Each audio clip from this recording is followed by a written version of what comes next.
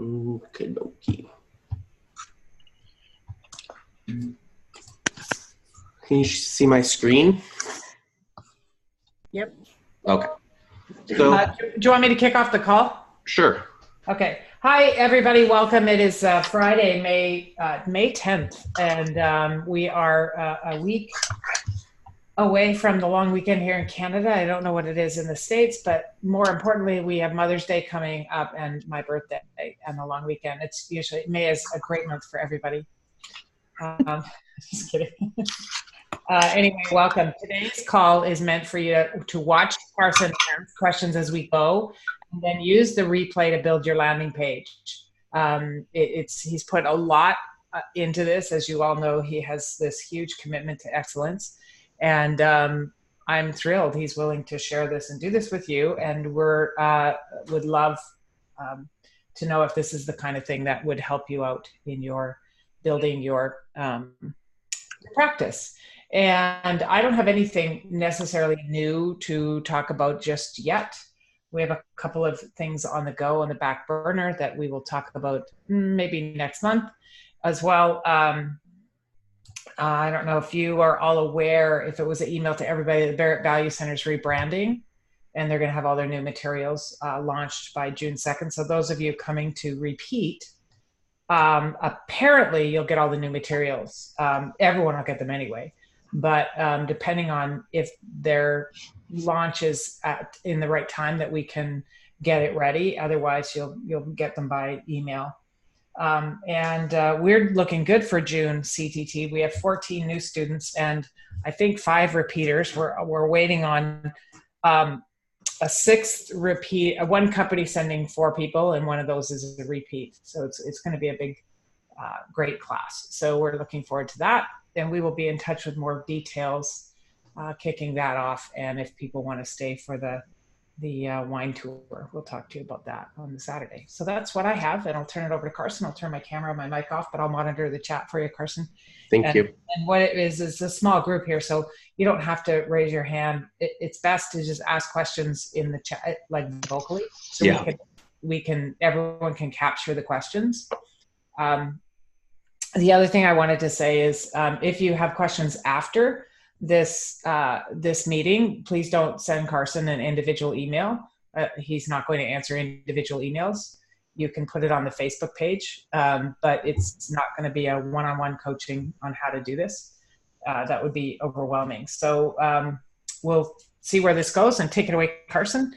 And I'm going dark, but I'm right here. Yeah, so like I said in the email, I chose MailChimp. I think I explained the reasons why.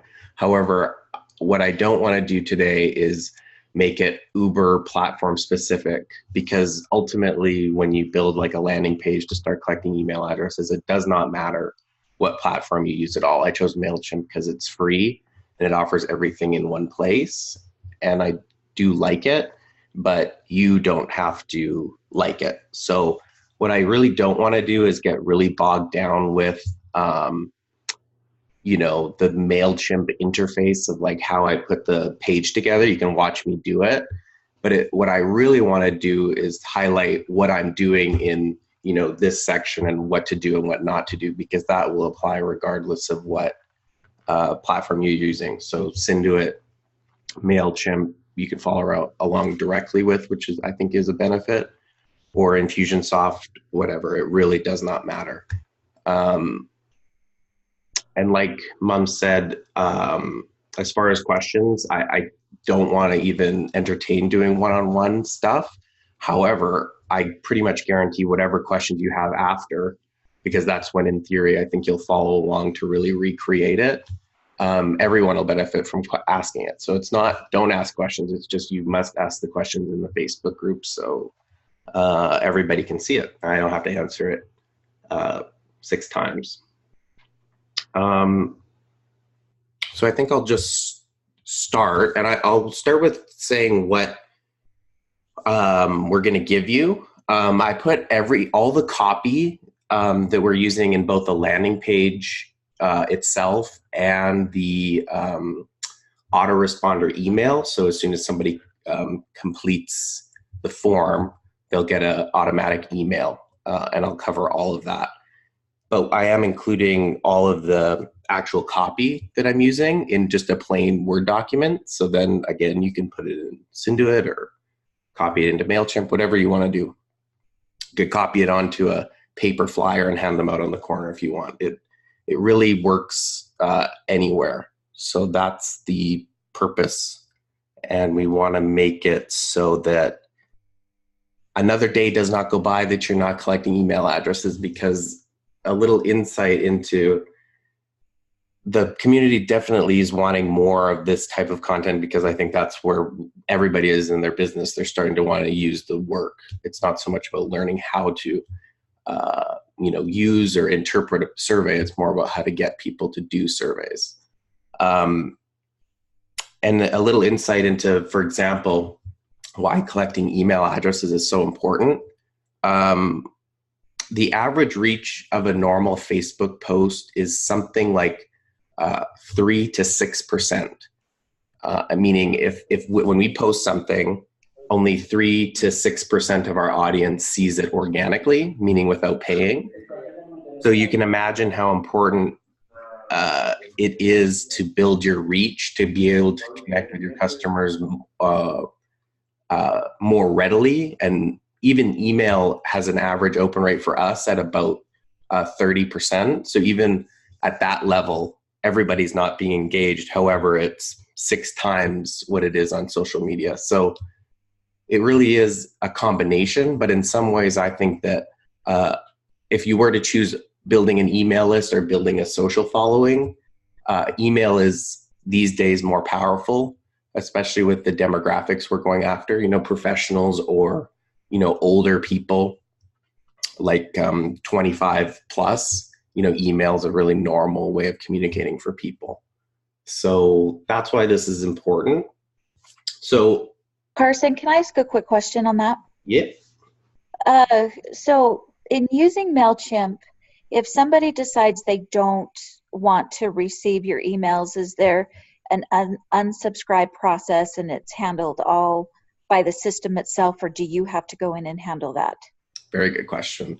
So that's like the main benefit of using some type of, they're referred to as CRM, customer relations managers, I think. Anyways, CRM, and it manages all of that for you. So I'll show you in the autoresponder email, basically like you've all seen in emails or our emails that are promotional or automated in any way. At the bottom, there's an unsubscribe link. And basically, with MailChimp, it's you can make it one of two things. You can have people click and then see what email list they're a part of for you and then remove themselves. So for example, for us, we could have a list of people that are interested in CTT and a list of people that are more just personal development. And they could click a button and see which list they're a part of, and they could just remove themselves from certain lists.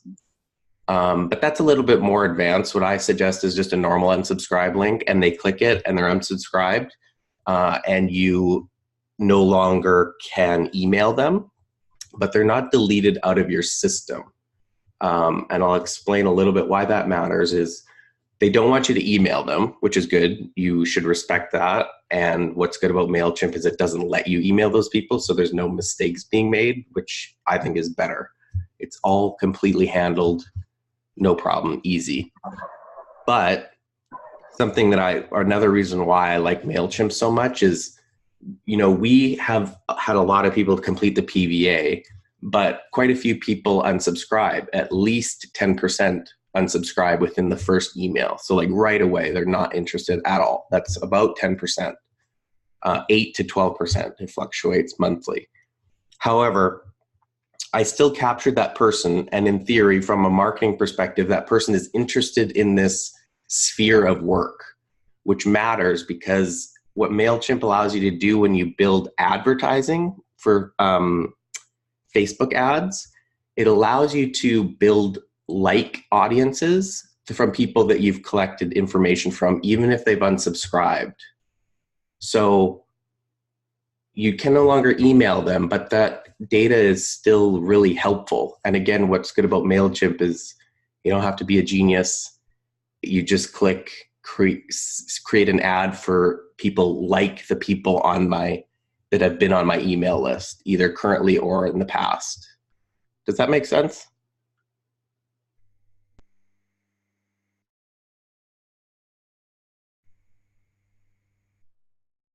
I think everyone's muted, but heads are nodding yes. Okay, yeah, I can't see anybody. Okay. So I think I'll just start. This is when you log into MailChimp.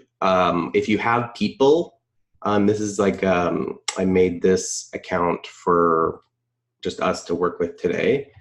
You would have set that up already. It's pretty simple, probably takes less than 5 minutes. But what I'm gonna do is create a new campaign. And we're not obviously gonna talk about everything, but MailChimp lets you send emails, which I think everybody understands, but it lets you create ads through Facebook or Instagram or Google, which it's just a nice, easy to use, like click interface that if you're interested in running advertisements, it's super easy to run an ad through MailChimp versus setting it up natively on Facebook can be slightly more complicated, so that's good. Landing pages is obviously what we're going to work with today, but something that's cool is you can send postcards as well, like paper postcards, all through MailChimp, which is, again, kind of why I like it. It's a one-stop shop in many ways.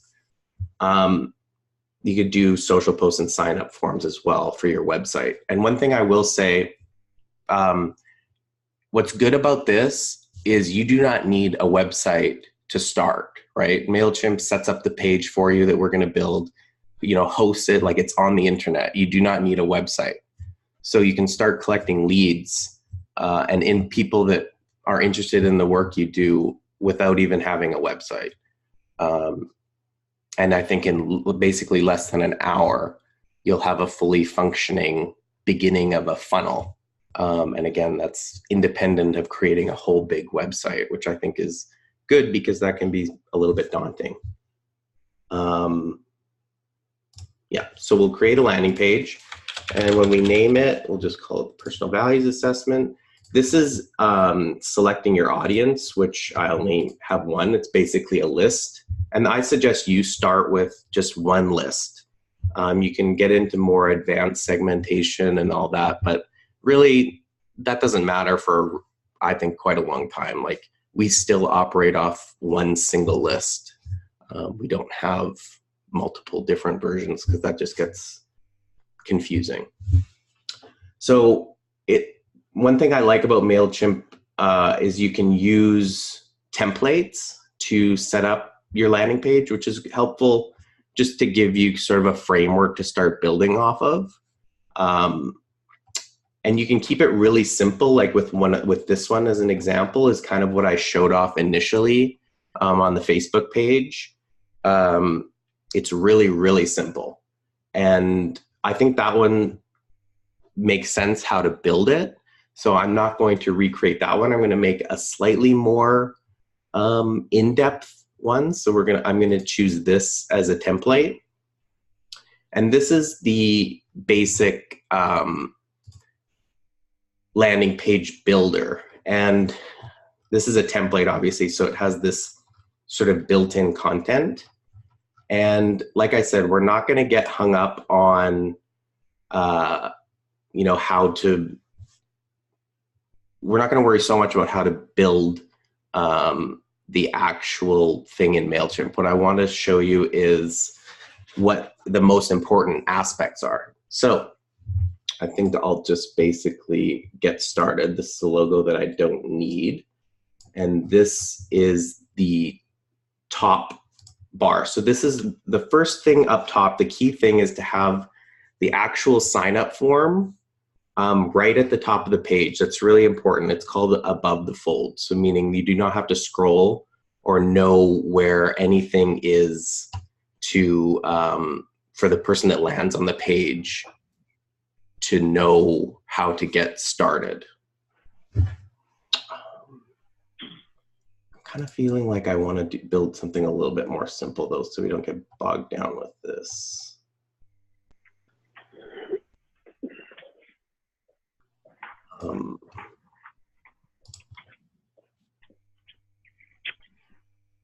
Okay. So yeah, I think I'm going to just build something a little bit more simple for our time today because I don't want to get hung up on this. So this is a really simple thing. You can see it's basically just a form with a headline and some information. So what I'm going to do is, again, I have this Word document that I'm going to send you, and you can copy and paste to your heart's content. And I think that'll be the best way to our time today, because again, I don't want to get caught up with spending too much time working out the details. Does that make sense, Mom?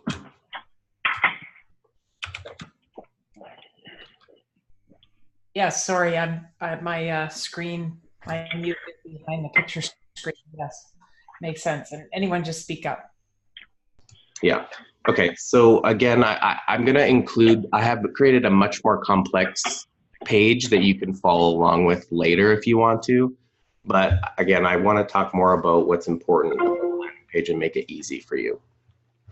So you'll see me in the background copy and pasting text because I'm not going to spend the time writing it all out. However, once I have everything in here, I'm going to talk about it.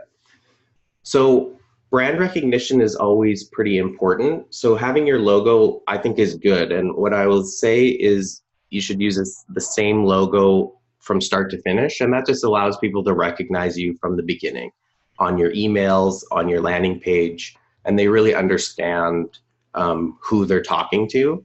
It's sort of something I've come to learn, because with us, with this, like, the beginning of Be Massively Human and Massively Human Leadership and Massively Human, you know, we use it too interchangeably, and we're starting to consolidate with a more clear message. And I think for you, again, it's just about beginning. I don't regret starting with fragmented branding, but now I'm realizing it's more important to choose one brand and stick with it for that person's experience so that they know what to expect, basically.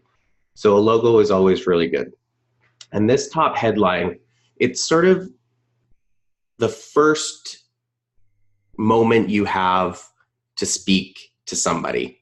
And you really want to be clear about what you're offering. So for us, we're just offering the ability to discover your core personal values. And I've done lots of research on this so we can share with you. And people seem to be searching for their core values, meaning that term. Seems to be what languaging people are using. So it's important that you reflect that in your landing page or emails, that you use common words that people are using. For example, I'm starting to work more on collecting organizational leads. And as an example, basically nobody searches something like culture transformation. That's not a common term. So I don't use that in our copy because it's not speaking to people. I use things like employee engagement, which can mean similar things, but it's, again, just important to use the terminology that people are familiar with. So we're allowing people to discover your core personal values in 5 minutes or less with the personal values assessment. So again, just a really simple header image telling them, what they're in for. And right below that is just a really simple paragraph explaining ultimately why values matter. And again, this is pretty stripped down, but I think it just still is helpful, I hope, for you guys to see. But who you are, what you hold dear, what upsets you, what underlies your decisions are all connected to your personal values. So it's explaining why they should care about this. And then here's the sort of important message that has some, bolding to it, is enter your email address below to start your assessment and begin to discover and explore your values. So that's the call to action. It's very simple. And I'll include, like I said, in the email after, a much more complex page that you can copy. And I've used very complex pages and very simple pages like this. And depending on how it is, these simple pages actually work really well, because I think people are just wanting to, they're coming from a social post in most scenarios. So it's saying, discover your core values with our personal values assessment. So they kind of know why they're here. So it's just a little bit to be as descriptive as needed, but not anything more than that, with a really clear, like, this is what I'm giving you, my email address, so I can get started on my personal values assessment. And here again in MailChimp, you can change, how the button looks. And this is important for, regardless of platform, this is what you're trying to get people to do, is give your email addresses. So we'll change from subscribe to maybe start your assessment. Okay. So for MailChimp, what we want to do is change this to web address. So this is after the form is submitted, what the happens to the visitor. So you could do a confirmation message, which says, like, for example, here, success, you've been added to the list, and they would see that when they submitted it. But what we want them to do is to then be moved over to the personal values assessment page. And something that I think is good is you do not need a custom personal values assessment to do this, because you're collecting the email address at this stage, not sending it.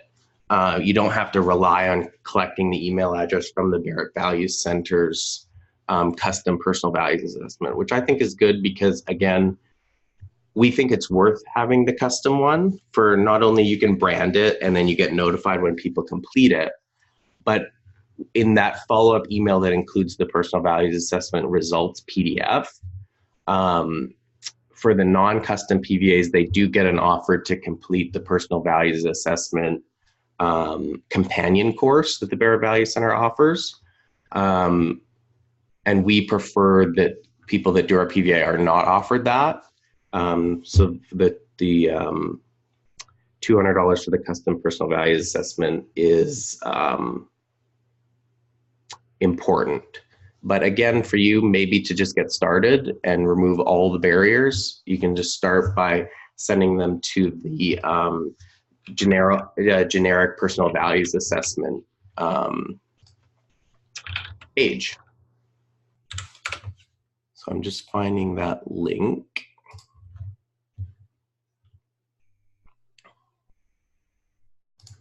And again, this is just the custom one from the Barrett Value Center.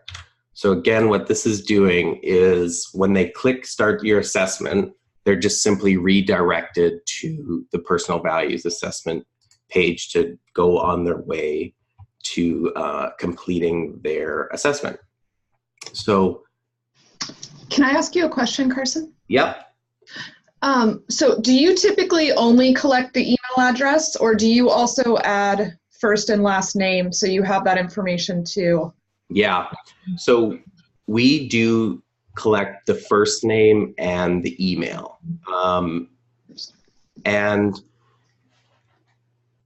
what I will say is collecting names is good. There's nothing wrong with it at all. And with this, you can simply check this box and make it required. One thing I despise about the MailChimp thing is you can't put the first name above the email address. It's like I don't know why. Like I can change this order if I wanted to, but I can't change. You can see it's reflected here, but I can't put the first name first. So that bothers me. I've submitted a request for that. We don't use MailChimp as our landing page thing. We use Lead Pages. It's much more expensive and way more robust. And again, gives you more customization.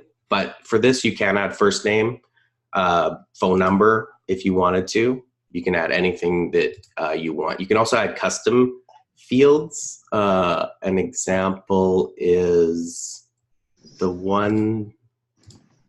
something that I just started doing to further allow us to learn more about the people signing up is what best describes what you're looking for. And you can set this up pretty easily in MailChimp. It's just a radio choice button. So personal development. So now in my list, we haven't begun marketing different things, but in theory, I could choose everybody that chose professional development and offer them more of that, messaging. And that's very easy to set up. Cool.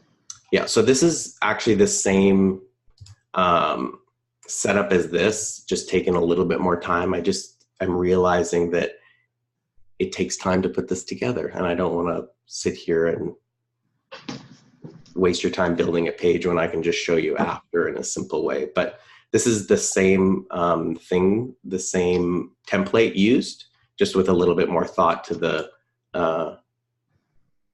font and stuff like that. And again, email address, first name, and then, as I said, you can add things like this. Okay, thank you. Yep. So, okay.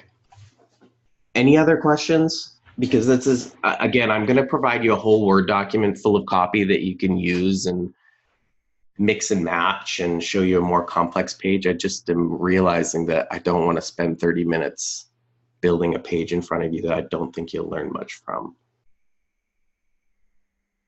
Hey, Carson, it's Rick. Yep. Hey, how are you, buddy? Good. How are you? Good, thanks. Are you going to talk a little bit about traffic, or are we just focusing on just building the page today?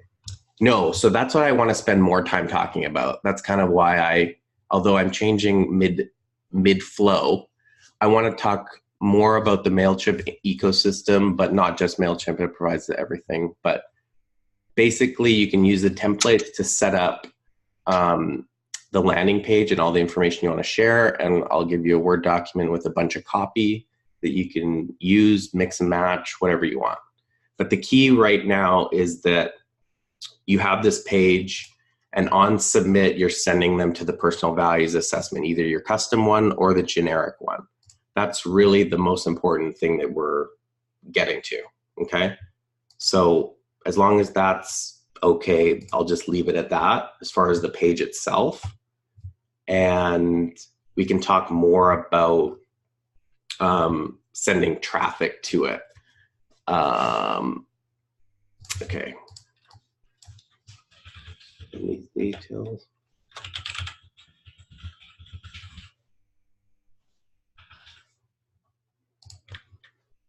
Here again, this allows you to change your the domain that it uses, and if you are a paying MailChimp customer, you can use massivelyhuman.com type of thing. But for you guys, you can use a free one, and you just give it a URL. Okay. So if we basically, this is the page that we created. You can preview it. This is what it'll look like on a desktop. This is what it'll look on your phone. Just a general representation. And if you publish it, this is the actual link, and you can share it on Facebook. You can copy, and you can post it on Facebook and do whatever, post it wherever you want to. But what I like about MailChimp is it gives you these, well, what's next? And welcoming new people to your list. This is the automated email that I think is really the key thing for us, because you can imagine the flow is they landed on the page knowing that you're offering some sort of assessment. They read a little bit about it. They decide that they want to take it. So they submit their name and email address. They're taken to the PVA site. They do their thing. They complete it. They then receive the results as a PDF from the Barrett Value Center, that automated email that everybody's gotten. They read their results, and then it's sort of like, well, what's next? And for us, this is when you can use MailChimp to set an autoresponder. And what I like about this is they've really worked hard at making the flow extremely easy. So you just hit send them a welcome message. And that means basically whenever somebody's added to the list from this landing page, they're sent an automatic email. Now, you can send it immediately, okay? Or you can edit the delay and send it in an hour, 6 hours, or a day. If you wanted, you can go even more advanced. I won't go into that, but you can send it in 3 hours if you wanted. Here's 2 optional workflows. You could change the settings on the landing page to just give them a confirmation message instead of redirecting them to the Barrett PVA site.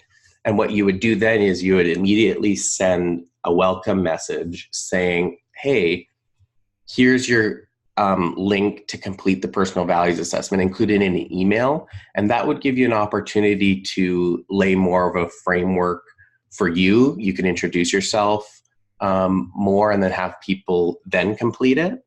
But what I found works better is simply straight up directing them, because you don't want to get lost in a spam folder or whatever. You just want people to have a smooth sailing to, you know, their desired destination, which is the personal values assessment.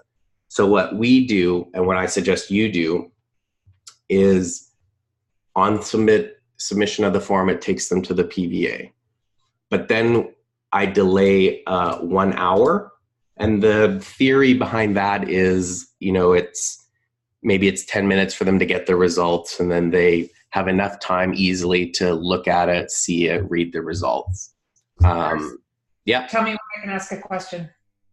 Right now. Hey, Ralph has a question. I've already set up a custom PVA page from the Barrett site. Would it still be a benefit for me to set up a MailChimp one too?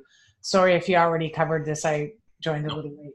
No, that's a good question. So I have, for example, let me just pull one up so that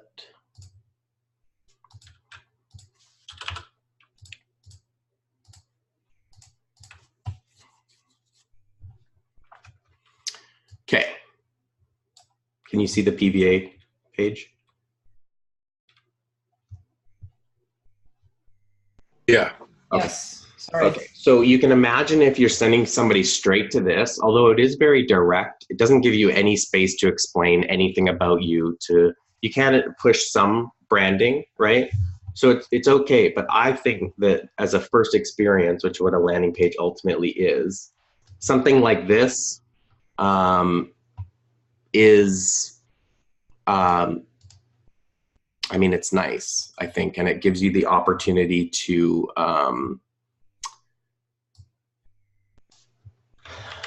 send more of a message. And here's the page that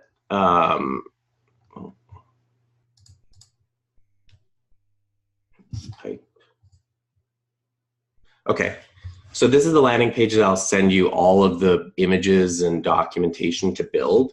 And for me, this provides a better branding message and opportunity when you're sending traffic somewhere to give more of an impression, more of a background, why values matter. You can talk more about that, and you can use, you know, nice pictures. I'll include all of these links to these images so you can recreate this exact page. But, you know, to me, this is a better opportunity. It's an opportunity missed to not introduce yourself, show your face, show your company, your brand, your messaging, exactly what you want to do. So this, again, I seem to go towards, you know, the coaching, personal development style, but maybe you want to go strict corporate and you'd use more, you know, professional stock images type of thing, and say, like, completing this is a great first step to becoming a better leader. You know, you can really frame it up for them. And that's what the landing page, I think, ultimately lets you do, is frame up what you're asking somebody to do and why they should care. Versus something like this, it's still really good and really direct. So that has its benefits. Yeah, Carlson, thank you so much for that. I really appreciate it. I've always thought that the Barrett landing page is very industrial. And I've always craved something like this. So yeah, that makes a lot of sense. Thank you very much for sharing that. I think it's perfect because the setup is really important, in my opinion, for business, but for personal people, for individuals as well. Yeah, it is. And again, I'm feeling flustered because I was planning on building all of this, but I feel like that's not a good use of time moving text around for you. It's more talking about things like this, like a landing page is ultimately your ability to drive traffic to it, to explain what you can do for people. And then after the fact, I'll show you how to build this in all the words. Yeah, okay, does that make sense? Okay, so again, we still use a custom PVA, so we kind of get a double dip, meaning we see when somebody submits our landing page, and we collect their email address straight from there, and that allows us to very easily send automated emails. If you only use the Barrett one, there's no easy way of setting up automatic emails. I had to write a whole program before I realized that this is a better way that reads the automated email that Barrett Value Center sends and picks out the email address that they include and then move that to MailChimp all programmatically. And it was a huge pain in the ass and completely stupid, because this to me makes way more sense and costs way less time and money. And what we work on now is a more advanced step is we're obviously collecting information when people submit their forms, but I also built that program that sees when they officially completed their PVA. So if somebody signs up on our landing page, but I never get the confirmation that they completed a PVA, they're sent in a loop to have them complete the PVA. Like, oh, we noticed you clicked through, but you didn't complete it. Why not do it? Most of those fall off, obviously, because they stopped. That's like a 50% unsubscribe rate. But then I can also see somebody who completed it and give them a different experience. So it's contextual experience, which is more powerful, but really, I don't know how much that really matters. It's not something to have to worry about. Okay, back to this welcome message. Again, this is really, they've in theory completed their personal values assessment, and we've given them an hour to set up their report or to read through their report. Here you can change your email address and who it's from. So just like you can imagine what shows up in their inbox. And you can change the subject. And I have some tips on subject lines. The key thing that you want is to balance being intriguing, but also clear with what you're doing. Sometimes you can get a higher open rate by being obtuse, but people open it more, but they don't take as much action because they go well, what the hell is this? And they open it, but they don't do anything. So I think it's important when you write your subject lines, especially autoresponder at the very beginning. It's good to be really direct and clear with your subject, because that's kind of, as far as email, the subject line is what you and everybody pays most attention to. So it's something like ours right now is next steps after your PVA. So they know it's related to the personal values assessment.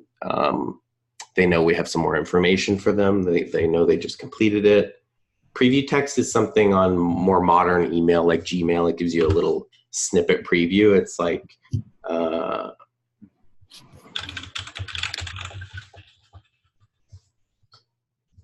again, it doesn't, you can use whatever you want, but be descriptive and to the point, I think is best. And this is MailChimp's sort of real bread and butter, is obviously sending emails. And again, this is, to be clear, this is the autoresponder email after they submit our landing page. And I have made a template for you guys, so you'll be able to actually just straight up download it and use it. So I think that's the easiest way, including the copy in text form if you want to use it in a different program. So I'm going to go through what I think matters for the autoresponder email. So again, it's your logo, the same logo or type, if it's just your name, whatever. Clear branding that they know this is from you, especially because unfortunately with the Barrett Value Center sending that email from them, there's some space for confusion saying you submitted on this Massively Human page. I got an email from the Barrett Value Center, and now I'm getting an email from Massively Human again. So as much as you can, that's why it's important to lead with your consistent logo when you reach out, so it's clear that you're the one that people are working with. I included a nice little quote. I think it sort of is when you put yourself in the mindset of somebody that's completing this, they're obviously on some type of journey. So you try and get in the headspace of somebody that's searched or found online some assessment. They took the time to do it.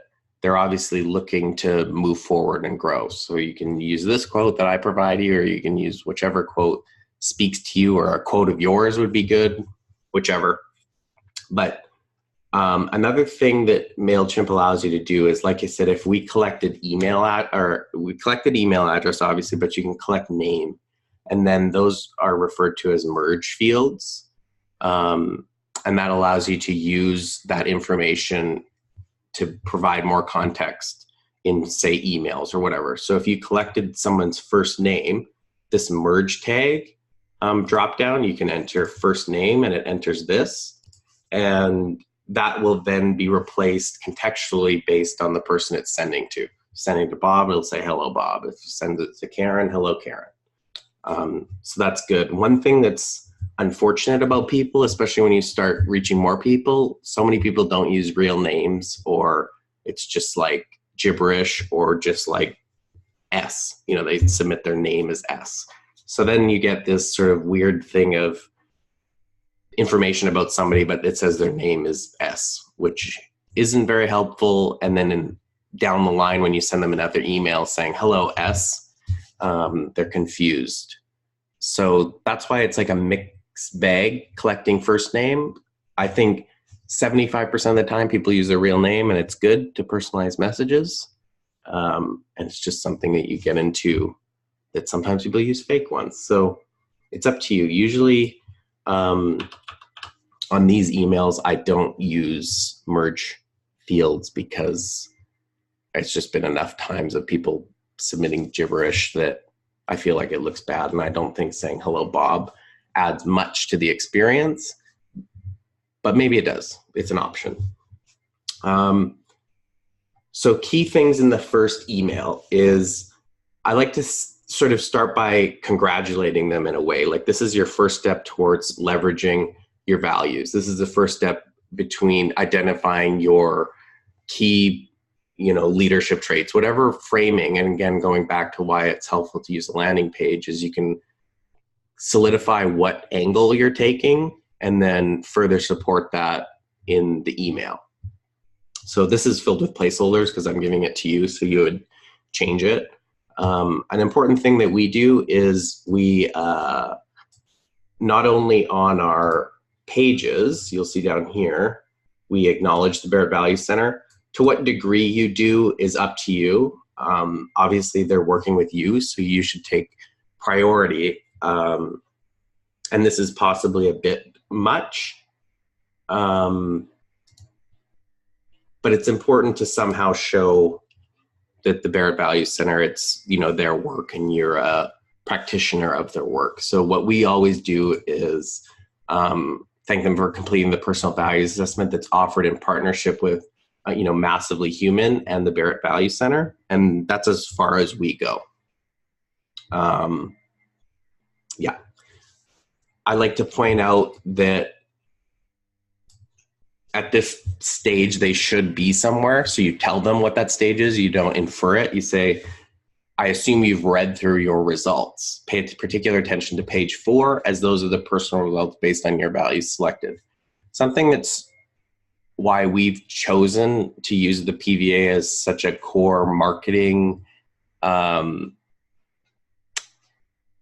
tool is that it's hard if you think of other lead generation things, PDF downloads and stuff. It's hard to create a personalized experience. Like, that's actually really rare. That's not only helpful to people, but also is literally personalized to them. A million people can take a PVA and get something from it that's personalized to them. So I feel like that's an important thing to highlight. Not only as a business for us, that's why we use it, but to highlight to them. Like, if you look at page 4, those are your personal results based on what you chose today. Like, that's your assessment. You should read it, get familiar with it. And I think it's really good to highlight that. Again, this is your first real contact with you as an individual, this email. So I like to include why they should care that it's you delivering this message to them. So what you do, who you've worked with, perhaps companies, or so many years experience, or what you help people do. It really is saying, like, this is me and this is what I can do with you. Next is a call to action. So this is somebody that's really, really early in the life cycle of your funnel. This is the beginning of a funnel. So you really want to flesh out who's ready for something more and who's just stopping by out of curiosity. Both are good. Both are important to nurture. But whatever you send an email, it's always really important to have a call to action. I want you to do this. Follow me on Facebook or whatever. In this case, the call to action is perhaps you'll be offering somebody time to go through their results one-on-one on Zoom or phone or whatever. You can choose whatever you're willing to do. But there's some key things to the... Just a side note on that. Mm-hmm. Carson, back, I don't know if any of you remember, we used to offer a quick 15-minute debrief of a PVA back before we would do thousands a month. And that was really good boot camping for Carson, getting a clear message and coaching. He put them for 15 minutes and decided they needed to be 30. Yeah. So that's a great option for you with a kind of a mediocre warm lead, but to practice how to move through a PVA or self-understanding really quickly. Yeah, I mean, I honestly attribute lots of my model fluency through when you have to explain it to cold people. You learn super fast how to not complicate it or leave out. You just have to, with limited time, you have to choose what's most important, and you learn a lot doing that. So I actually really liked it. And it wasn't super sustainable at that time, but I think it was good. And I do suggest it, especially at the beginning when you're not only sort of building your own confidence, but when you start, you might collect, maybe it's a lead a day or 2 leads a day. You kind of have the time if you have the time, but on that scale, you can really connect with people. And the cool part about when you first start building an audience, when it's smaller, they're so much more engaged. I remember when we had like the 1,000 or less people on our list, it was like we had like an 80% email open rate because they're so engaged and ready, and it's really cool. It's really enjoyable. So whether you offer 30-minute unpackings or more advanced is like a video course or something for them to follow along their results to, whatever it is, it's key to have a call to action. And some extra things on top of that are important with call to actions is you just always have to make it limited, either by time or space, because people don't do anything ever, especially on the internet. You have to sort of corner them in a way to get them to act. So for example, in this example, I said for the month of May, I decided to offer complimentary unpackings, and space is filling up really fast. So if that interests you, do this. In this case, I kept it really simple because, for you guys just getting started, you don't need some fancy form to schedule an appointment for you. It's just reply, and it replies to the email that you set up at the first step.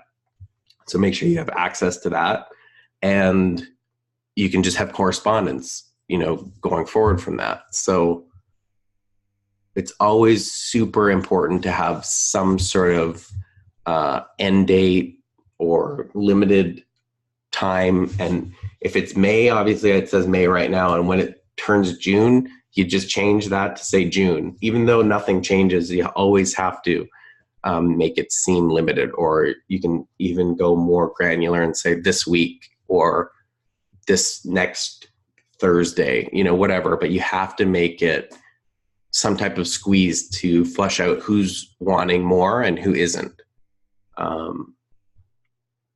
And that's the best part about, funnels as a general concept is whether people take the next step or not, they're still on this path, right?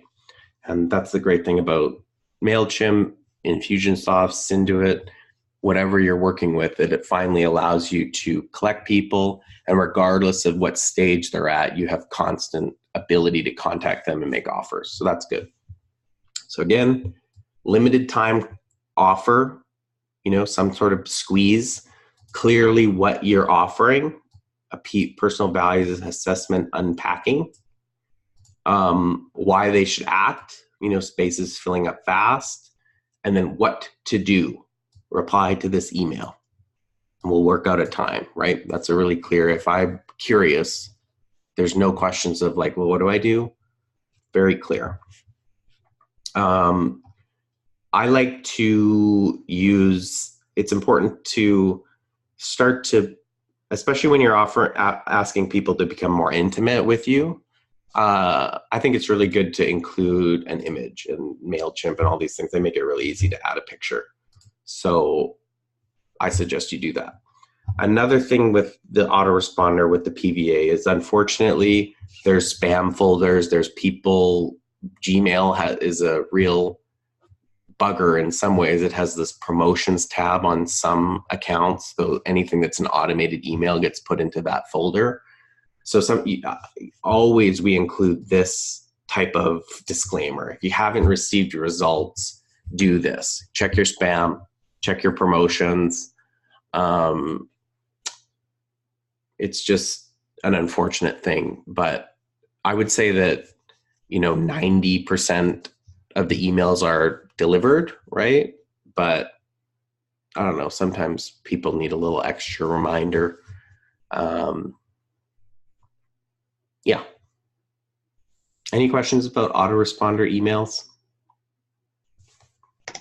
Hey, Carson, it's Alex. I do have one question. Mm-hmm. So I know in the past when I've tried with MailChimp, doing a lead magnet of some sorts and collecting emails, when they signed up with their email, then MailChimp sent them an email to confirm that they actually did subscribe, and they have to confirm it in order to be added to my list to then get this auto email. Do you know if that's still the case and if there's any way around that? If so. Yes. I remember when MailChimp forced you to do that. They no longer do. That's called a, there's a name. It doesn't matter. But yeah, that used to be a big thing, is you'd have to confirm. They would be sent a very generic, are you sure you want to be added to this list? And they have to click yes before they went any further. They've since made that optional. And we never use that because you don't want that extra step. So that used to be the default setting. It's not even a default setting anymore. Okay, So, great. yeah, really important. Carson, Tiz has a question. If you have a website, does it make sense to have a button for the PVA that directs them to the landing page that then captures their contact info, etc.? Yeah, so this is something that's fascinated me from a certain perspective. On your website, I think it's important to have a link to the to do the PVA. Like us, you can see it's even like a top banner, like we really prioritize it. This is what I'll say. I never direct traffic to this because there's shiny things, they click around and they leave, they don't do what I ask them to do. That's the power of landing pages, is there's no menu, right? So if you're driving paid traffic, which to me is pretty much the only way to grow, to reach new people, unfortunately you have to pay. So it's important to use a landing page to make sure it's very concise and clear with what they're doing and there's no shiny things to leave.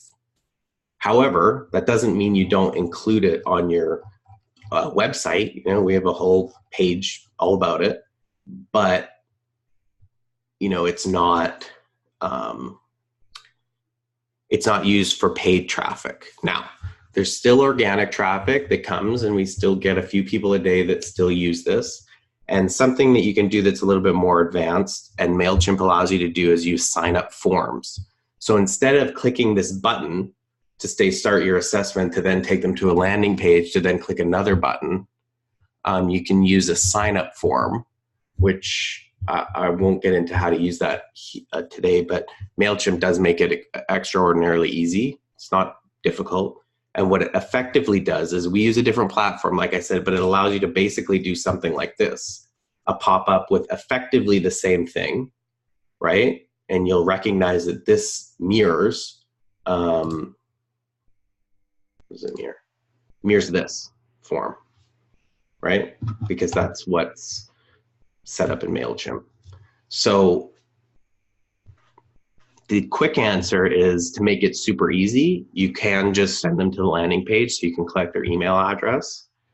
Or if you have the time to make something slightly more contextual, meaning they're already on your website, you don't want to send them to another website, you can implement something like this, which MailChimp and others, again, I'm not super familiar with Synduit. A lot of people have been asking about that. I don't know if they have website forms, but Infusionsoft, it's literally their bread and butter. Anything Canfield related is Infusionsoft. So you'll notice anytime you've interacted with them, those are Infusionsoft forms. Anytime you've interacted with us, those are lead page forms. This is a lead page pop-up. But what's good about MailChimp, again, it's free, so you can get started. I hope that answers your question without being too... Yes, it does. Thank you. Yeah. I don't know how many of you, it would be interesting to know someday of how many of you have websites or don't.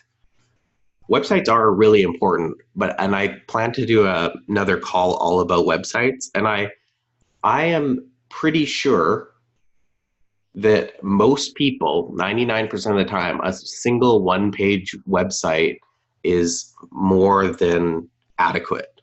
You know, like really simple, this is who I am, this is what I do, here's a next step.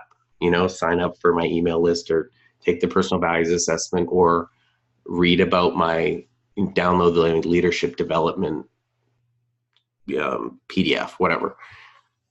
But the day of these complex websites, I don't know, it's just something I've been struggling thinking about. Says Carson after spending probably 300 hours redoing ours. Yeah, no, it depends on what, I'm more speaking to depending on what stage you're at. Like if you're just teasing you. No, but it is true. It is funny, especially, it is. It's just hundreds of hours. But this new way of operating for most online or lead generation businesses that we rely on new people coming through. The reason why landing pages are all the rage, and that regardless of what platform you've been brought into, they talk about it, is because you have to provide contextual information for that one person you're trying to convince to speak to you, you know? And websites have a lot of information, which is good. They're important, but the reason why every marketing person relies on landing pages is to really deliver concise information for that one person that is looking for this thing. Yeah. Where was I? Okay. Oh, well, we can talk about this unsubscribe stuff. So MailChimp adds this all for you. Some of it's legally required, some of it's not. Officially, your mailing address is not required. I don't like to have that. So anyways, again, they input this automatically, which I think is a great benefit. So you can change all the words around it. Sometimes all I do is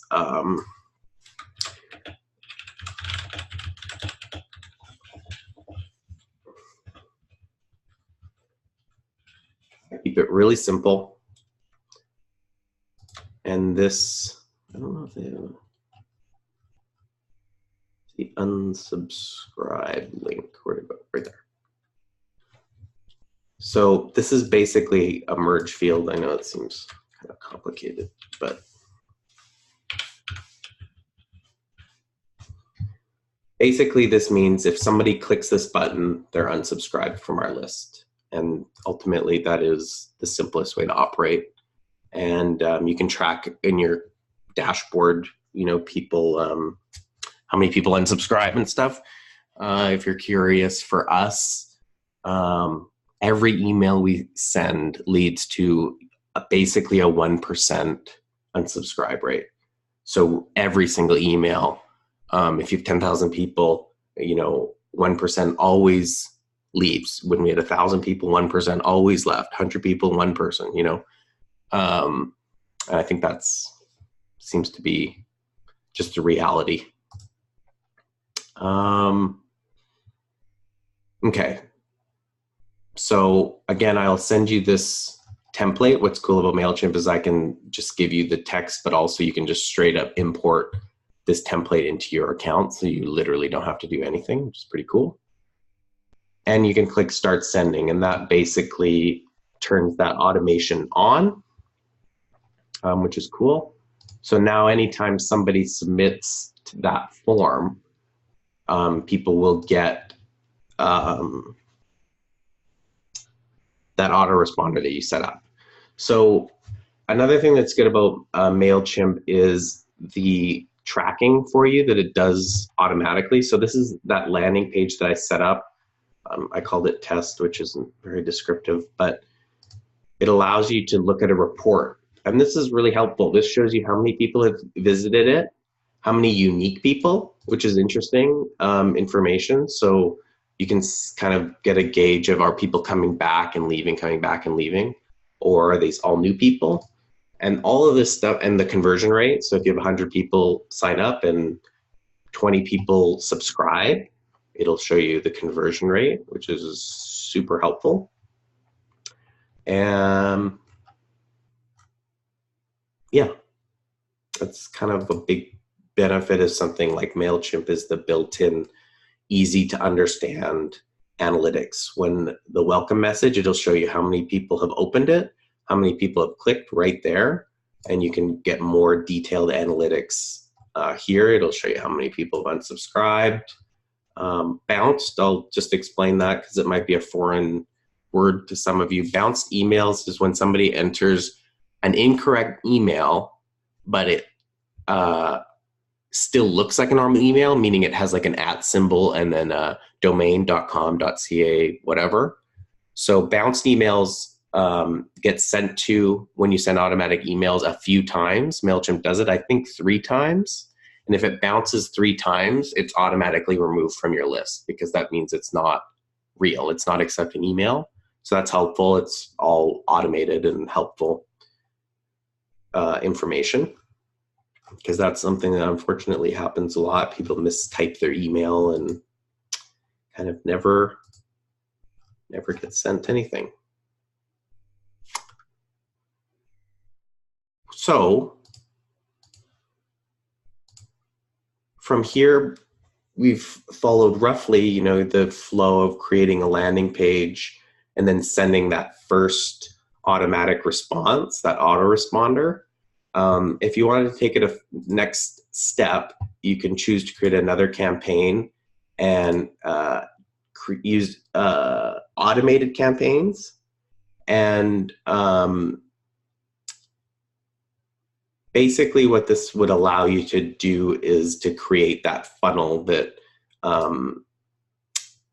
people talk about, right? The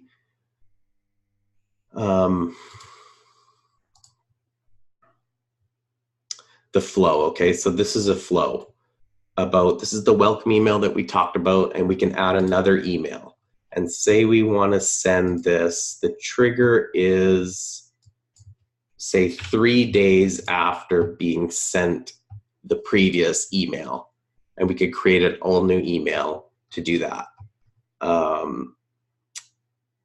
This can be a follow-up, like, hey, last chance, you took your, 3 days ago, I know you took your PVA. Here's your opportunity to get that unpacking, or if you have any questions, message me on Facebook. You can do different things. Again, always having a call to action. Yeah, that's sort of an advanced next move. But again, whether you're using MailChimp or something else, it's becoming imperative to be able to work with emails and collect new leads and all of that stuff.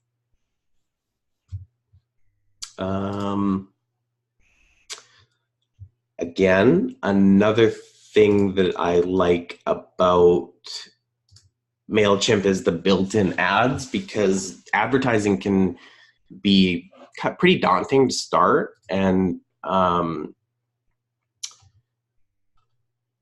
I like that lets you, so again, we followed this, made a new email, went to everybody that subscribes, but we can also create ads that lead to our landing page. You'd have to connect your Facebook page and all that, but you can see it gives you these options. You can contact new people that are similar to your page likes if you have a Facebook page, or you can see you do need 500 contacts before you can build similar to your list like audiences, because it needs enough information to be able to. Are you on the chat? Because I see 13 messages.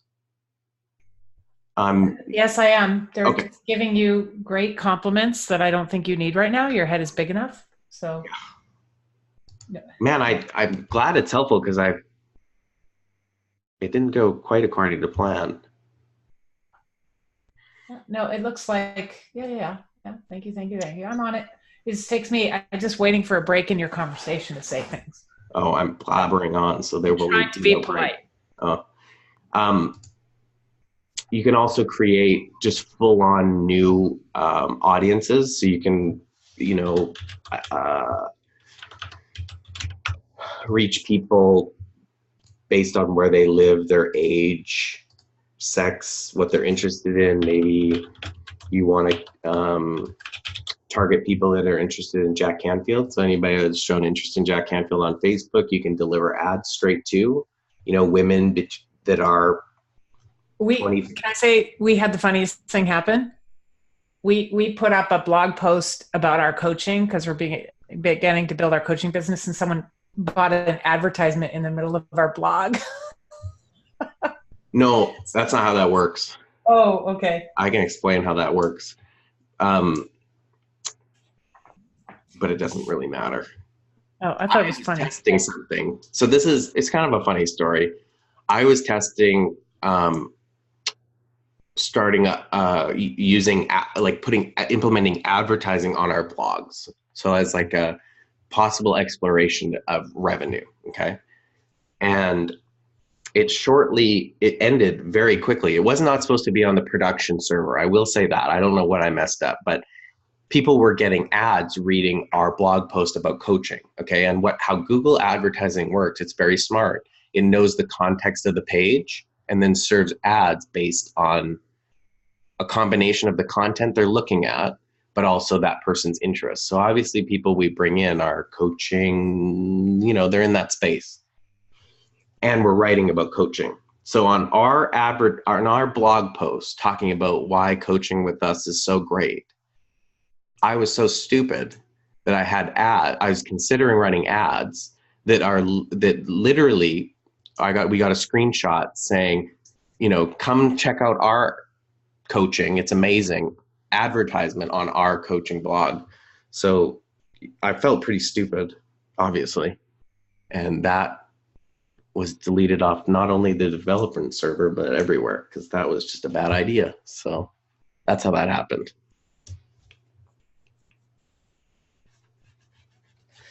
So Carson, maybe in this audience section, I could ask,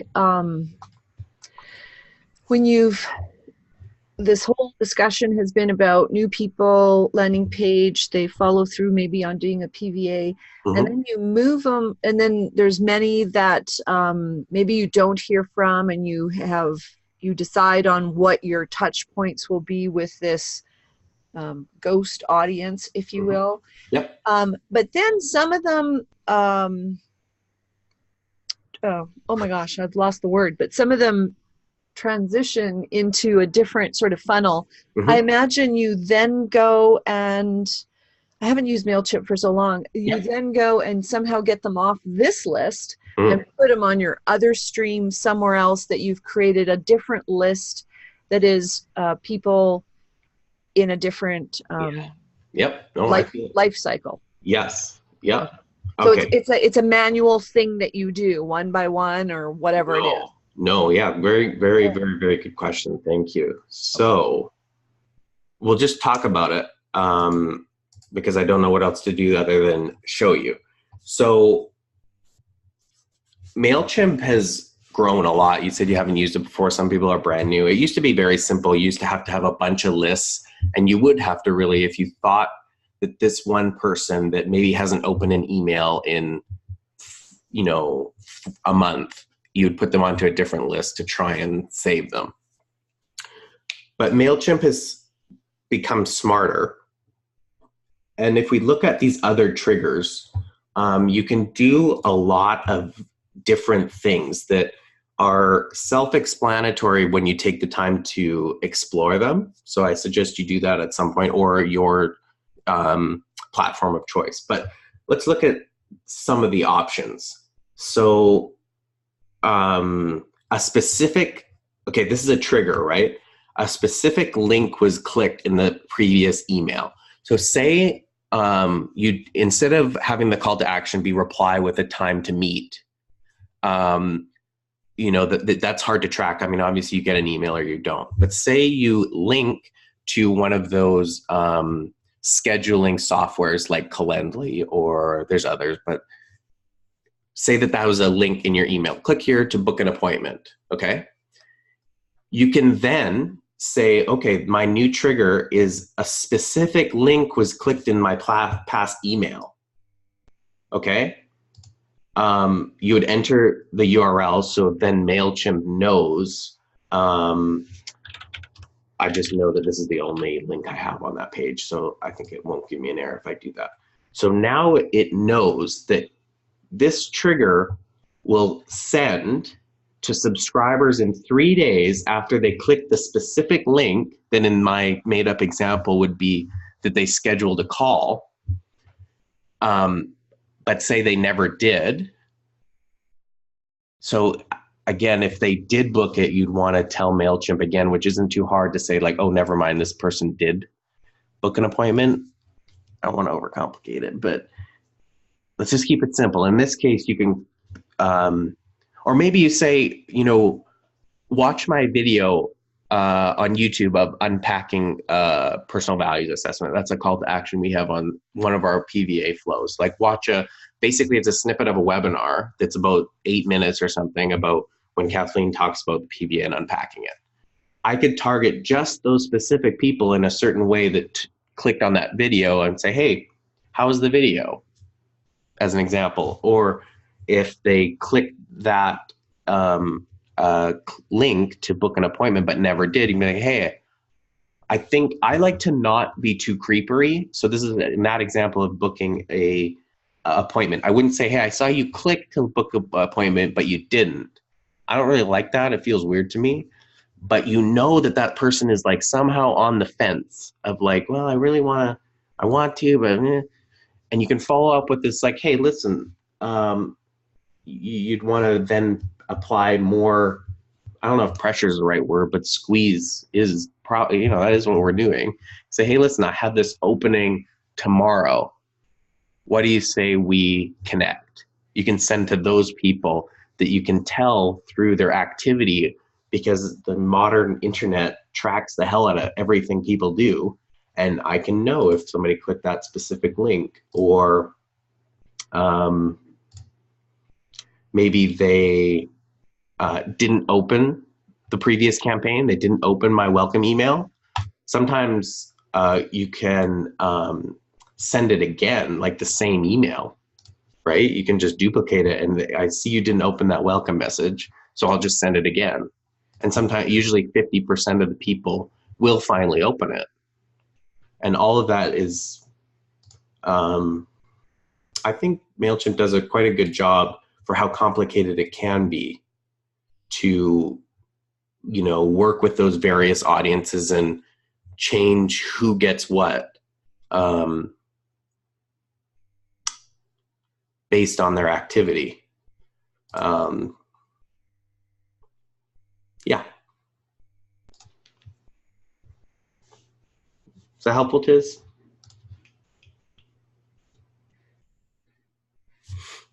Yes, it was. Sorry, I'm having a mouse problem. No but problem. yes, it was. And it's just super highlighted. And I noticed right when you first set on was, holy crap, I haven't looked at MailChimp in a super long time because it's totally looking different. So you just reinforced that point. Yeah, and that is, again, why we chose. It's hard because there's a billion options, or at least 10 actual good options for CRMs, and all of them are. But it also looks friendly.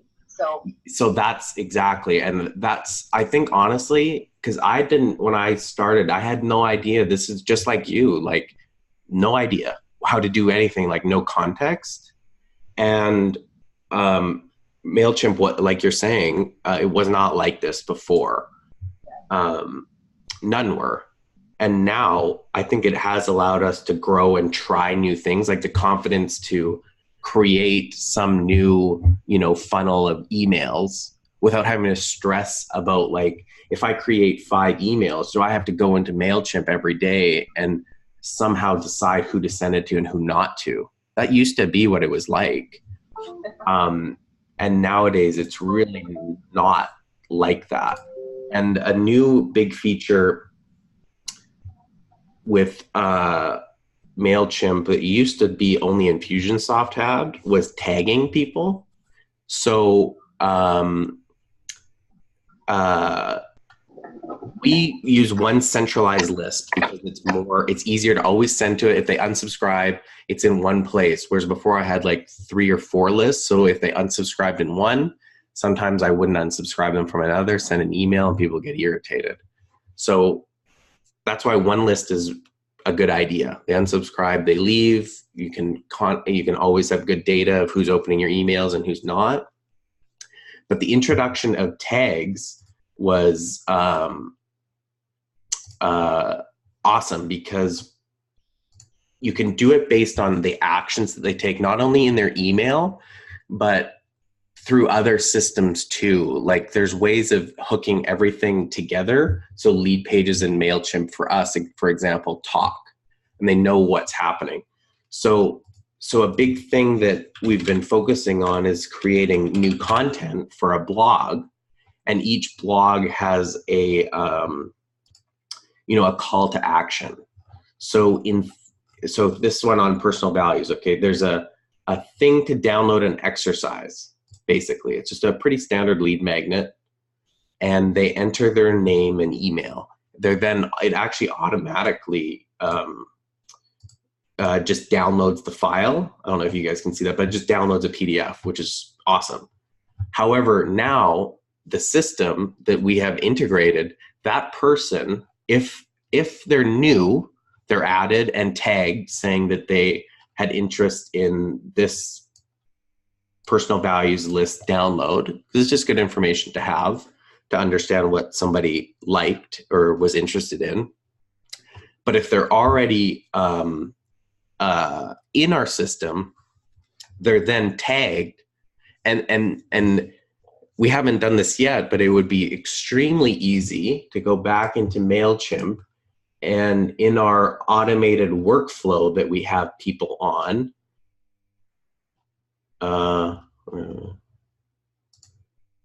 in our automated workflow we have going on,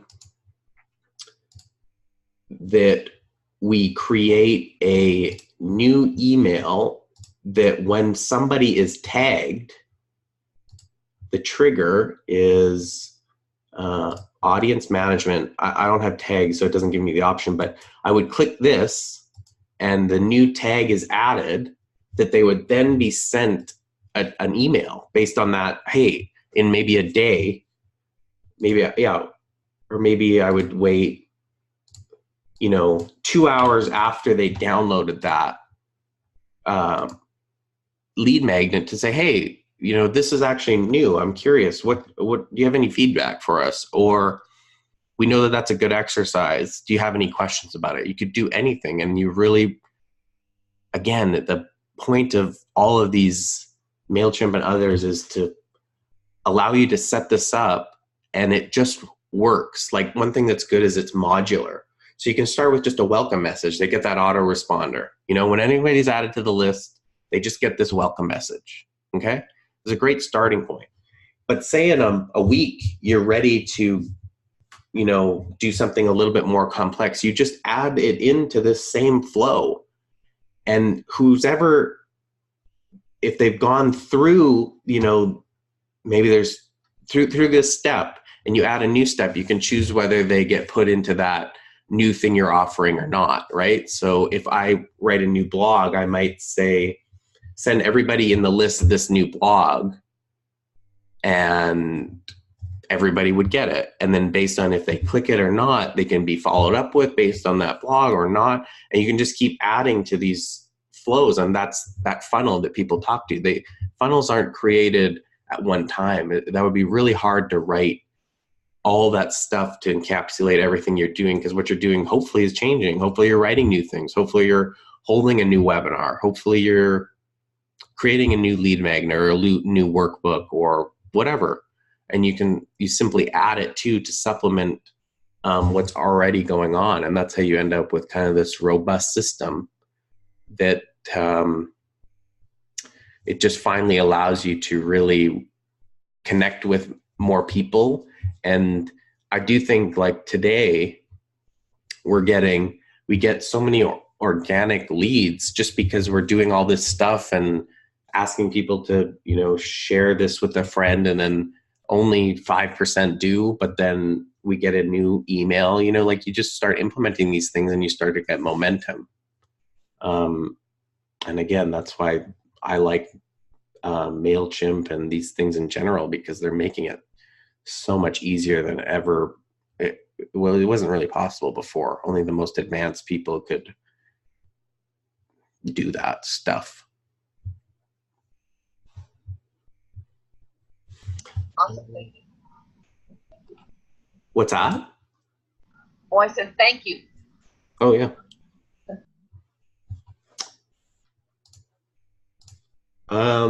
Okay.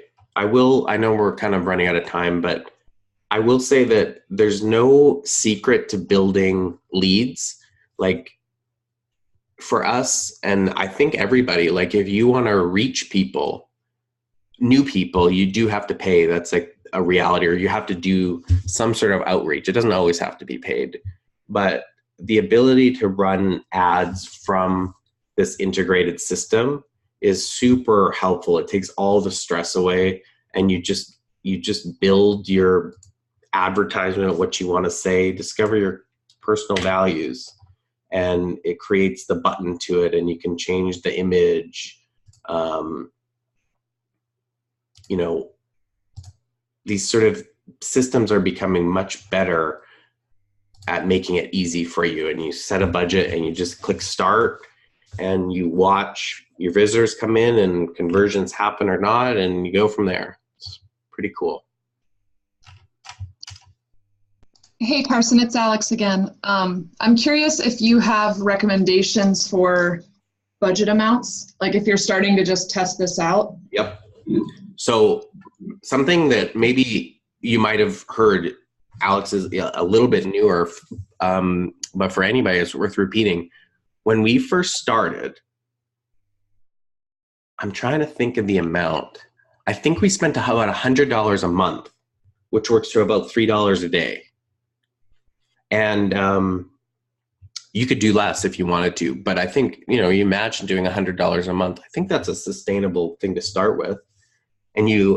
And what's great is when we spent $100, or if we spent $1,000, it was directly proportional, and it was exactly scalable, basically.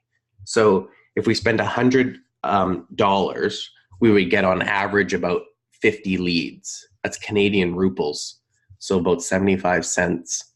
It was about $1 to $1.25 per lead, American, roughly, to collect an email address running ads. And what's cool is when we were doing it for $100, we got about 50 to 75 leads. And when we spent $1,000 or more, it directly scaled. So when we spent $1,000, we would get, 750 to 1,000 leads a month. So what's cool is, like, a giant ad budget is like good and cool or whatever, but you could start by setting, $3 a day as an example. And, like, obviously that doesn't create like this mass influx of new people, but if you choose a sustainable amount, Facebook, yeah,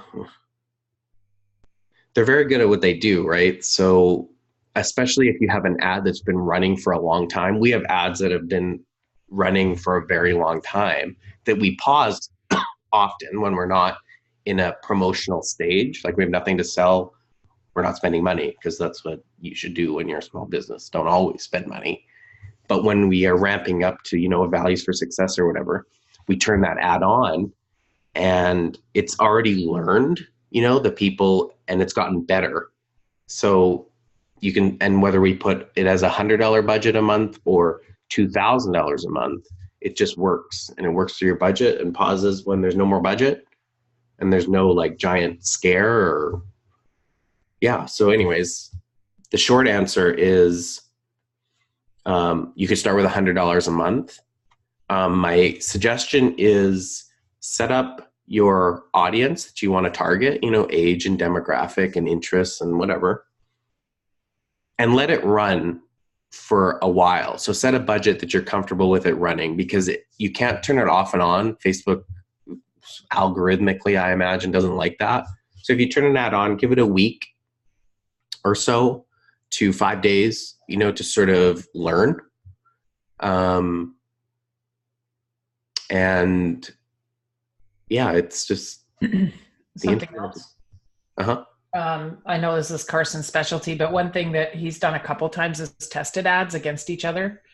So he's done an A/B testing, which lands most, and then we put all our money into the one that got the most hits within whatever the 7-day test. Yep. He watches it. Like, I'm grateful I have him on this all day long, because it's become his obsession. So he can watch it and pay attention to all these things. That's why we're kind of trying to save you time with some things. But it is really oftentimes just, it's a little bit of risk or a lot of risk, but I can tell you it's actually every single time since we've really been pushing ads a year ago, it is the same price per email that we get. It's consistently predictable. Yeah, it's very predictable. And what I like about, it's a perfect first question, Alex, of like, how much do I have to spend? Because I think I always had the perception like I'm supposed to spend like thousands or something, you know, like maybe it's just like, I don't know, I was conditioned somehow to think that that's what was normal. And I don't know, you just don't. Like, you really could start with $3 a day, and you know, based on our numbers, which I don't know why they would be different for you, but it is not necessarily random, but it's not like, I can't say what you'll get for a cost per lead. I have no idea. But, you know, you could collect one new email every single day. And for something like $3, or maybe it's $2, some days it's $5, sometimes it's none. You know, this is all averaged over time. But, you know, I do think, like, say, starting with $100 a month is completely reasonable. And again, it's sort of in a way why I liked MailChimp as a starting point for people that haven't started. Many of you have started and you're already on a path, so that's good. But it's like free. And some of these other ones are, you know, $100 a month or $50 a month, whatever. I mean, I just think you can put that into ads, and that's sweet. Another thing to add, and I think you talked about this a little bit before, but I'm going to do an add-on, is we built a list super fast, and what we didn't do is nurture it. Yeah. So now we're really cleaning it out and cleaning it up. And I don't know if you notice on our Facebook how much blogs we're writing and how much activity there is, but it's super conscious to re-engage our people with content. So I think it's better to start out slow and give them something quality. Like, Alex, you have a great newsletter. It's pretty solid. It's professional. It's, you know, you have something to engage them with. And because of the work I do with Jack, we got this huge influx to our list. And then we went, holy shit, we got to figure out what to do with it, because it's getting bigger and bigger. And so that's Carson's focus now that the website is done, is to really find a way to actively engage people back into wanting to do something. We did our 8-week Living Full Spectrum, which was a great course. Colleen was in it. Victoria was in it. It went well. We had 30 people, $499 was the budget. It was a lot of work on our end, but now we have a tight program. But what we're looking at is our videos, and then the next thing, maybe a PVA webinar, and then maybe the Living Full Spectrum, and then the funnel is to our Values for Success, which we're doing again next year in probably April. We're just figuring that out. So we're very mindfully focused on how to re-engage and keep the people we have learning something new. And the other thing he did was he took some sound clips from Living Full Spectrum, and he's built blogs around the sound clips. It's awesome. But we did kind of let our list go flat for a while. Yeah, we did it completely ass backwards, which I have no regrets about. Like, that's why for you guys, I don't know what you're telling yourself, but I know that it's like scary to start, but you just start. I'm trying to take down the barriers. MailChimp's free, whatever. You can start. You can start by just knocking on, you know, figurative doors to say, hey, why don't you try this? And it gives you an opportunity to follow up and learn and grow. But like Mom said, like, it wasn't you can't call it a mistake, but in hindsight is we've collected, I got really good at collecting email addresses. And now it's sort of like, what the fuck do we do with them? Because we almost just didn't quite have a holistic plan of like, this is what we're selling. We've never had like this is what we're trying to have people buy. This one thing. Yeah. And I think, and we're getting to that. And I think what I would tell you is, number one is just start. That's always good. I'm glad we have thousands of people we have access to now, even though it isn't perfect. I still think we're better off than not starting and waiting until we are coming to a singular idea now. Like, that would be bad if we only had a few hundred people like we did a year ago, or that we wouldn't be in a better place. So start now. But if you somehow have things in place, like Alex has a great newsletter, that's awesome. We do not have a newsletter. So you're already ahead. You have great content to send people monthly. Like we didn't even have that. And yeah, we got just overwhelmed in lots of ways with values for success. It was huge. It was great learning. We've got everything streamlined now. We know what to do, and we'll probably hire that piece out in the future. But boy, learn from our mistakes. That's what I mean. It's like not even a mistake. It's just if you do have something you are doing, if it's a newsletter, that's awesome. Like you already have things that you implement these sort of landing pages to bring people in. And you already have this thing you're delivering. It's so awesome. You're a step ahead of where we started. Yeah, I think Victoria has a regular one. I think Victoria, do you? I think I'm Maddie Brown. And another one is Brenda Walton has videos. So there's lots of good examples out there. Tiz, you're starting to push some more stuff out too, right? Just some content. Short sound bites and written things. Yeah, and as far as content, it's hard to create, and a sort of mindset I've started to have, because it stresses me out having things to deliver to people, is you have to start creating content out of the journey, not just the destination, because you can only go so many places as far as like, here's a really solid blog post. Like depending on your schedule, that's a hard thing to really truly commit to. But if you writing about a blog, you kind of have endless content. So that's in some ways an approach. Yeah. And another thing, if you guys have to go, we're recording this if you need to go, but is Carson was telling me this. He was waving the red flag about this back in October.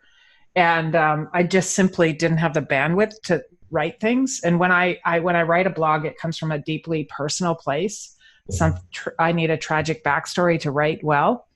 And but Carson just went, screw you, I'm just going to do this. So he's taking actual content and making it interesting, which is good.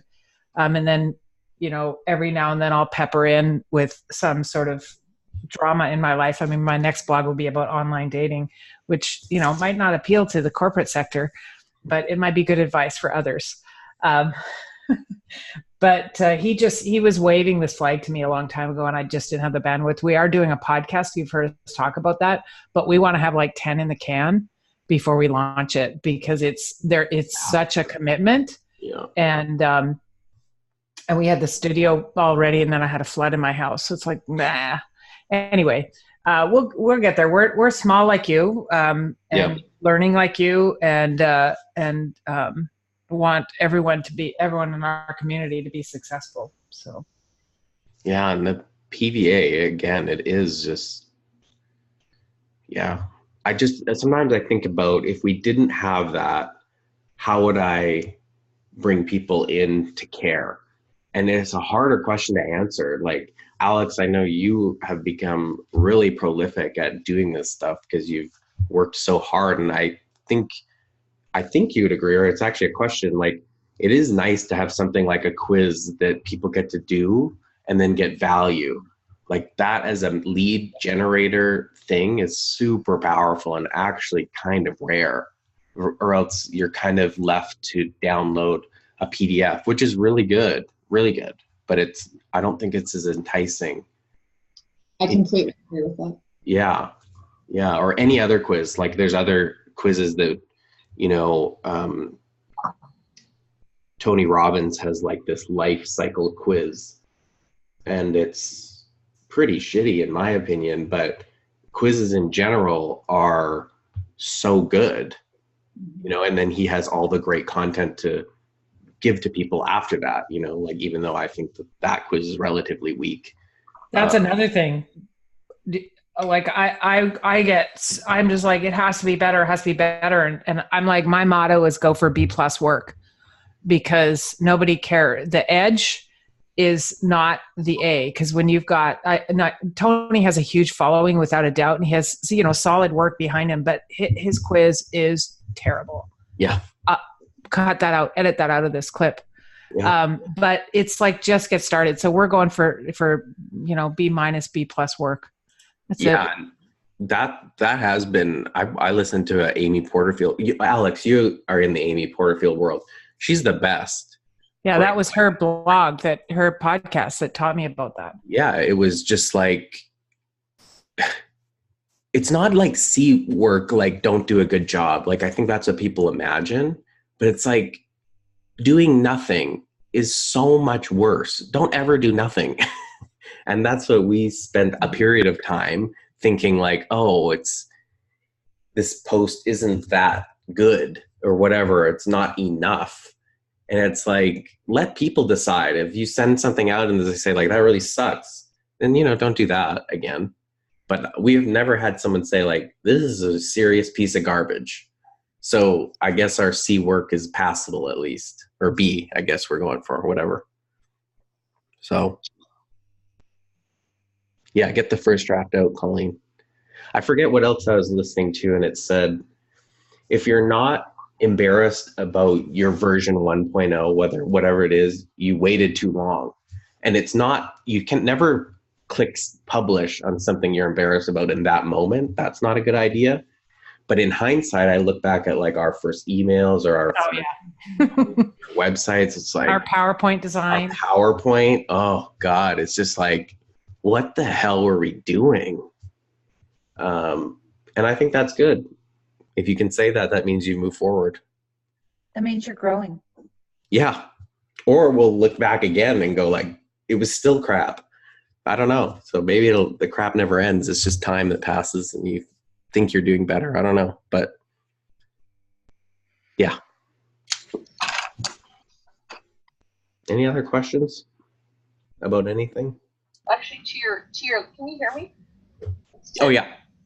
To your last comment, sometimes it's the applications that get better, and we're working just like we learned with MailChimp today, right?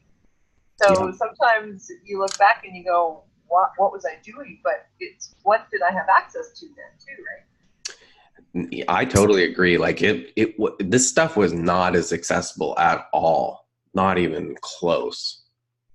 So like, honestly, even MailChimp, this major update that most of these things, landing pages, like it's like 3 months old. Like it's new. So I do agree that there's a lot there. That's actually a big aspect. All of this automation stuff is so much more accessible to people like us. It's just you. It's just me. Like you can only do so much. So these tools make it, the Synduit stuff, people have been liking because it finally empowers people to start, right? So, yeah.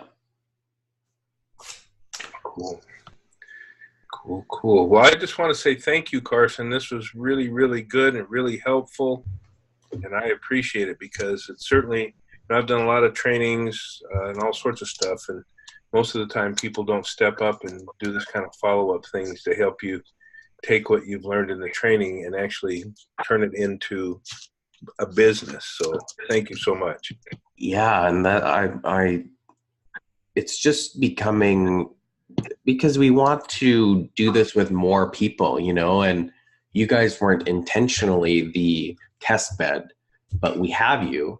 And it's like, if we can start, just from our perspective, if we can teach people this great work, which we did from the very beginning, our first certification was really good, honestly, and it's even gotten better from then. But then there's this other side. It's like, you can have great work, and it's not that you guys aren't capable of delivering it, but even us, we've learned how to deliver it. So it's like, what we want to deliver is this actual package of, you can learn this great work that works amazing in organizations and people's lives, and then also how to get people to care. Like, a big thing is the PVA has led to, we do have some recurring older clients, but almost everything going on now is somehow a direct line from somebody completing a PVA and for us attending a webinar. That was always our flow. Yeah. And even these newer, bigger ones, they started with PVAs and a webinar. And we have, and so one was a PVA a bit, he says he's been following me for 18 months. Then he came on the Living Full Spectrum, and now he's certifying in CTT. So that was the funnel. Yeah. He wanted to come to Values for Success. Was he the one that said that? Anyway, there's a number of people who say, oh, I saw this webinar, I saw that webinar, or I've been, wanting to do something with you.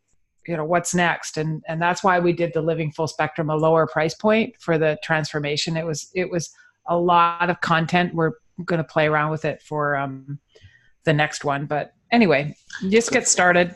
Yeah, the Living Full Spectrum is a good example, because that's what I imagine many of you are kind of working towards, that idea of like maybe a course or something. Some of you would be. And for us, we had collected so many leads that were familiar with this values stuff, because again, we introduced them with the PVA.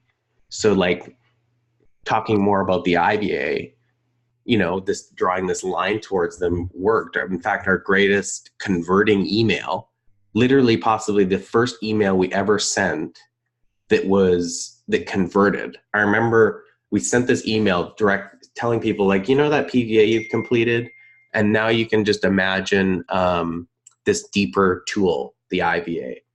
And I remember, and the pitch was to join Full Spectrum because of that.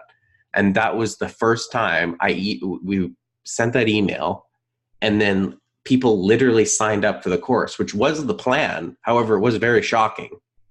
And it was the first, I think I text Mom like, holy shit, people actually bought it. And it's because I think the building people's values fluency and with this one tool is like a really good way to work with people. So. Okay. That was good. Good job, Carson. Really good. That was excellent. And we're getting close to the 2-hour mark, so it's probably time to wrap. Yeah. But, we'll have more, something new next month for you. We're just kind of working on this as we go to see what's helpful. So we'd love to hear your feedback. Again, questions, when you reflect on this, please put them on the Facebook page so everyone can benefit from the answer. Yep. Even if you say it's just a quick question, I'm asking Carson to not answer them, because we're teaching people to share the questions and the answers. This community is pretty good at that. And we love you. And we are looking forward to those of you coming back in June. And those of you who are just staying on the calls, love you all. And we'll see you again in a month. Yeah. And I'll send out the normal Word doc with all this wording. So thanks, Carson. Good job. Thank you.